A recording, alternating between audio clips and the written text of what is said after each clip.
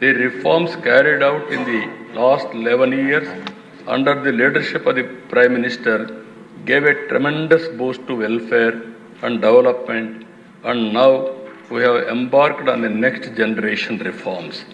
This historic reform will further strengthen cooperative federalism, promote ease of doing business, speed of doing business, and support labor-intensive sectors.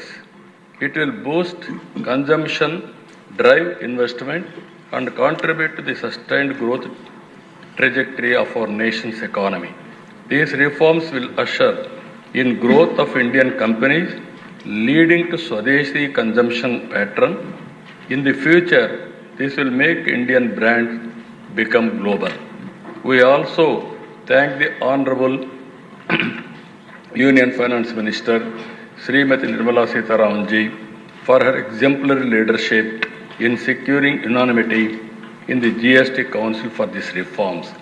The Andhra Pradesh Legislative Assembly warmly welcomes this reform and extends its full support in its successful implementation for a greater good of the people and economy.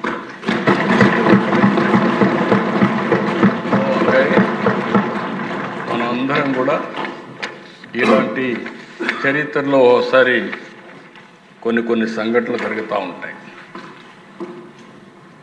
కొంతమంది చరిత్రలో జరిగే సంఘటనలు అర్థం చేసుకోలేరు, కొంతమంది దాన్ని సహకరించలేరు. ఆ పరిస్థితుల్లోనే ఈరోజు అపోజిషన్ పార్టీ ఉంది. ఈరోజు మనం ఒకసారి చూస్తే ఏ రాజకీయ పార్టీ అయినా ఒక బాధ్యతగా ప్రవర్తించాల్సిన అవసరం ఉంది. ఎందుకు నేను ఈ మాట వాడుతున్నానంటే, చరిత్ర అనేది ఒకరితో రాలేదు, ఒకరితో ముగిసే పరిస్థితి రాదు. సమాజ హితం కోసం రాజకీయ పార్టీలు ప్రజల పక్షాన్ని ఎప్పటికప్పుడు వాళ్లకు చేతనైనంత వరకు సహకరించాల్సిన బాధ్యత ఉంటుంది.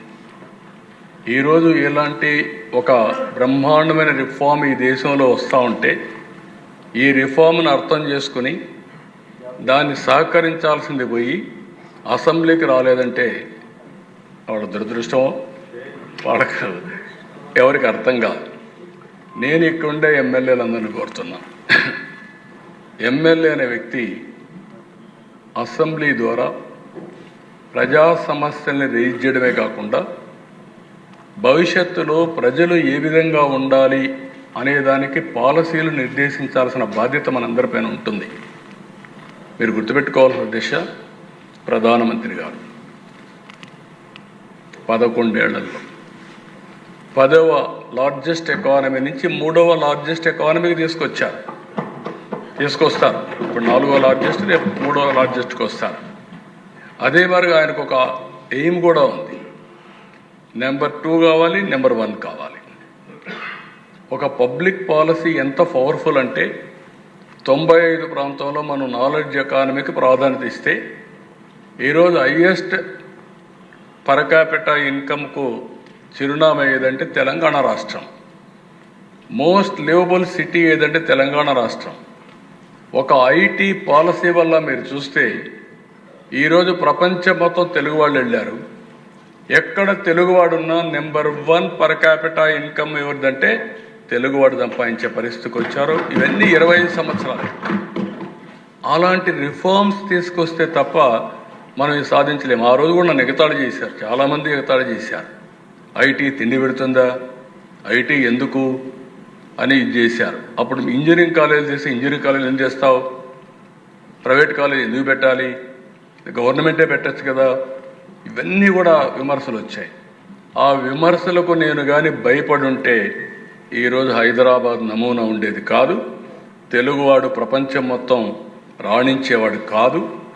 అందుకే ఇలాంటి రిఫార్మ్ని స్వాగతించాలి, లేకుంటే అర్థం చేసుకోవడానికన్నా ప్రయత్నం చేయాలి. ఈ రెండూ లేకుండా పోవడం బాధాకరం. ఇక్కడే ఎమ్మెల్యేస్ అందరినీ కోరుతున్నా, మీరు గుర్తుపెట్టుకోవాల్సింది assembly is a learning centre. కొత్తగా వచ్చిన ఎమ్మెల్యేలు ఎక్కువ సమయం కూర్చోవాలి. ఈరోజు బీఏసీలో కూడా ఒకటి రిక్వెస్ట్